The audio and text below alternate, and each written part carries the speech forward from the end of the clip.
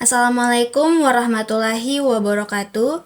Perkenalkan, nama saya Lia Oktavianindo Buo dengan NIM 9414124075 dari kelas D jurusan Ilmu Ekonomi Program Studi Ekonomi Pembangunan.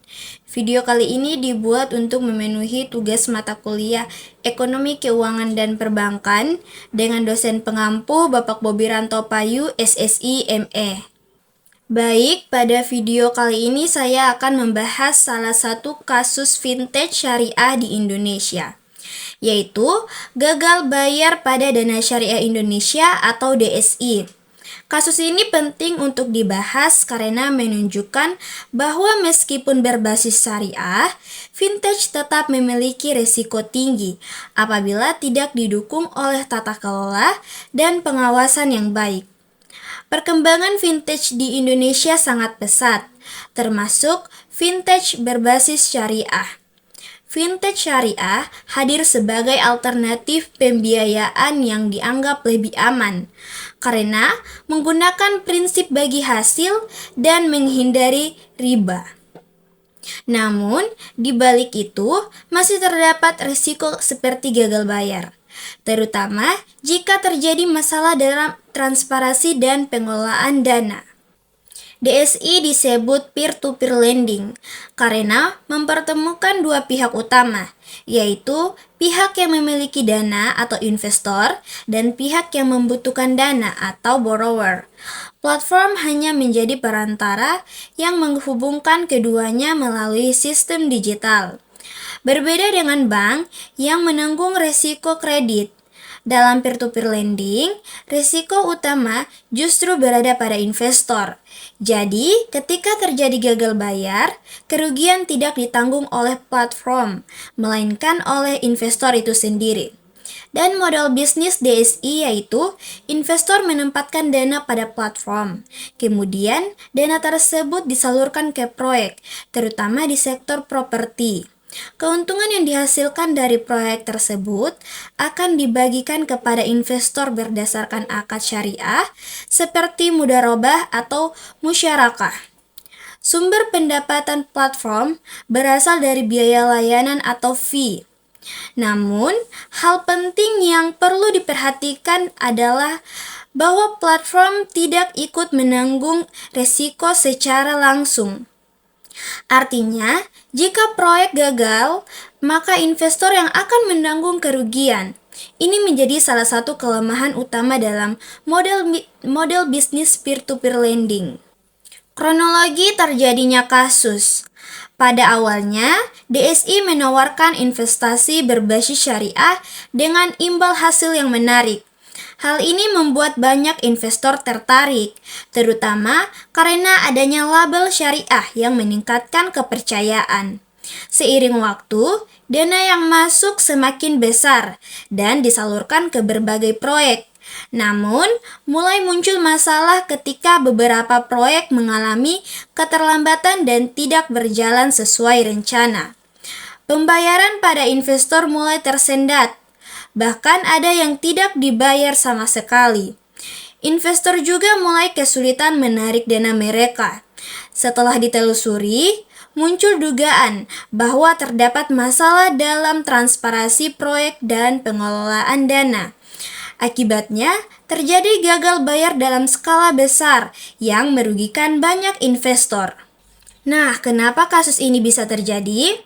Kasus ini terjadi bukan karena sistem syariahnya, tetapi karena kelemahan dalam pengelolaan. Beberapa faktor utama penyebabnya adalah kurangnya transparansi proyek, lemahnya manajemen risiko, dan tidak adanya kontrol yang ketat terhadap penggunaan dana. Selain itu, investor terlalu bergantung pada informasi dari platform tanpa melakukan verifikasi lebih lanjut. Akibatnya, dana yang besar justru dialokasikan ke proyek yang lebih berisiko tinggi atau bahkan bermasalah. Kasus ini termasuk dalam kategori shadow banking karena DSI menjalankan fungsi seperti bank, yaitu menghimpun dana dan menyalurkan ke pembiayaan. Namun, DSI tidak berada dalam sistem pengawasan yang seketat perbankan dan tidak memiliki jaminan seperti LPS. Hal ini menyebabkan adanya celah dalam sistem keuangan, di mana aktivitas keuangan berlangsung dengan risiko tinggi, tetapi tanpa perlindungan yang memadai. Akibatnya, ketika terjadi masalah, dampaknya langsung dirasakan oleh investor. Selanjutnya, analisis ekonomi. Yang pertama, ada asymmetric information. Investor tidak memiliki informasi yang lengkap mengenai kondisi proyek, sementara platform memiliki informasi lebih banyak. Hal ini menyebabkan investor tidak mampu menilai risiko secara akurat dan cenderung terlalu percaya pada platform. Yang kedua, ada moral hazard. Platform tidak menanggung kerugian secara langsung, sehingga memiliki insentif untuk tetap menyalurkan dana, meskipun resikonya tinggi. Hal ini dapat mendorong perilaku kurang hati-hati dalam pengelolaan dana. Dan yang ketiga yaitu market failure.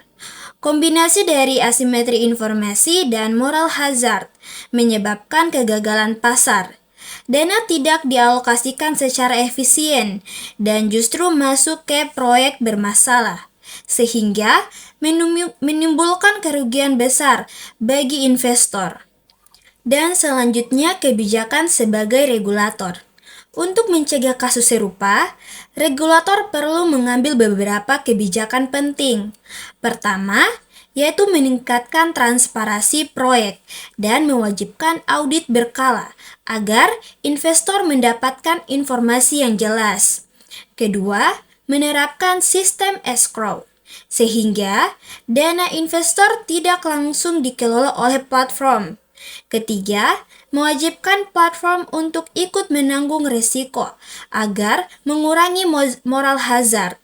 Keempat, meningkatkan pengawasan berbasis risiko, terutama pada proyek dengan tingkat risiko tinggi. Kelima, memberikan edukasi kepada investor agar tidak hanya bergantung pada label syariah, tetapi juga memahami risiko investasi. Sebagai penutup, kesimpulan dari kasus ini yaitu dana syariah Indonesia menunjukkan bahwa fintech syariah tetap memiliki resiko tinggi apabila tidak didukung oleh tata kelola yang baik. Masalah utama dalam kasus ini bukan terletak pada konsep syariah, tetapi pada lemahnya transparansi, manajemen risiko, dan pengawasan. Oleh karena itu, diperlukan peran regulator dan kesadaran investor untuk menciptakan sistem fintech yang lebih aman dan berkelanjutan. Baik, sekian dari saya. Terima kasih dan Assalamualaikum warahmatullahi wabarakatuh.